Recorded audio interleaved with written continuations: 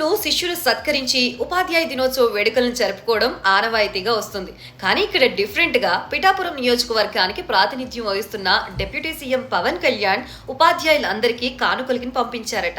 ఇంతకీ ఆ కానుకలేంటి అనుకుంటున్నారా? మహిళా ఉపాధ్యాయులకేమో చీరలు, అలాగే పురుషుడికేమో ప్యాంటు షర్టు కానుకగా పంపించారట.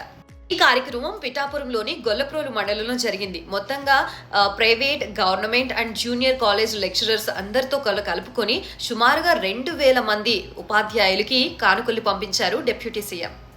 ఇంత వినూత్నంగా ఆలోచించిన డిప్యూటీ సీఎం పవన్ కళ్యాణ్ కానుకలను చూసి ఉపాధ్యాయులు చాలా సంతోషం వ్యక్తం చేశారు. ఈ సంఘటన ఉపాధ్యాయ వృత్తిపై, ఉపాధ్యాయులపై పవన్ కళ్యాణ్ కున్న గౌరవాన్ని అద్దం పట్టేలా కనిపిస్తున్నాయి అని చెప్పి ఉపాధ్యాయులంతా హర్షం వ్యక్తం చేస్తున్నారు. So deputy CM Pawan Kalyan తీసుకున్న ఈ వినూత్న ఇనిషియేషన్ ఏదైతే ఉందో అది ఉపాధ్యాయుల్లో మరింత ఉత్సాహాన్ని మెరుగుపరిచేలా కనిపించింది. మరి మీ అభిప్రాయం ఏంటో కామెంట్ బాక్స్ లో కామెంట్ చేయండి.